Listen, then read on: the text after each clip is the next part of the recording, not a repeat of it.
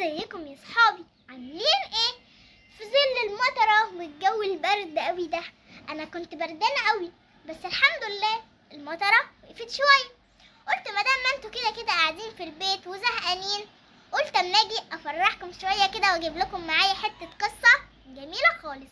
يلا بينا، يلا بسرعه. بس اول ما اقول لكم القصه انزلوا اشتركوا في قناتي وشجعوني باللايك بتاعكم.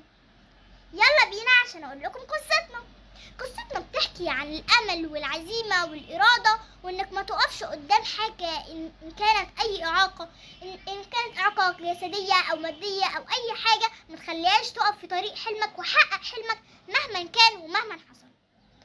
حكايتنا بتحكي عن واحده اسمها كوكس.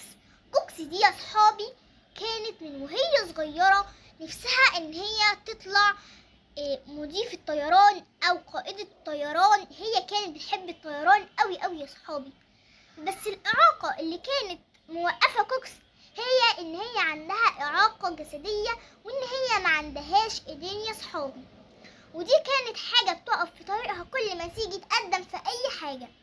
بس كوكس ما سكتتش ولا قالت انا مش هقدر اكون قائدة طائرة او احلق بطائرة في يوم من الايام. لا، دي فضلت تجري ورا حلمها، وراحت يا صحابي وقعدت تتدرب في المكان بتاع الطيران 7 سنين يا صحابي، لحد ما اتقنت ازاي تعرف تبقى مضيفة طيران او قائدة الطيران. ومرة مع مرة بقت الاول مضيفة طيران، بعد كده اترقت شوية لحد ما فعلا يا صحابي في يوم من الايام قدرت كوكس اللي عندها إعاقة، قدرت يا صحابي إن كوكس تبقى قائدة الطائرة،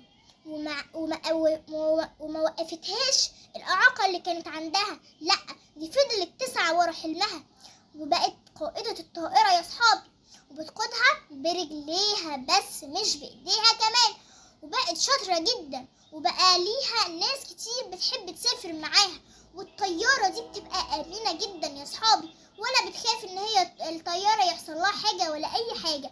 كوكسي يا صحابي كانت متدربة لمدة 7 سنين بحالهم زي ما انا قلت لكم يا صحابي، يعني قعدت فعلا مدة طويلة قوي تتدرب على موضوع الطيران ده، لان هي مش حاجة سهلة ان هي تقدر تطير. حتى لو حد ما عندوش اعاقة برضه بيبقى صعبة فان هي تتحدى الاعاقة اللي عندها وتسوق برجلها وتفضل تتدرب 7 سنين.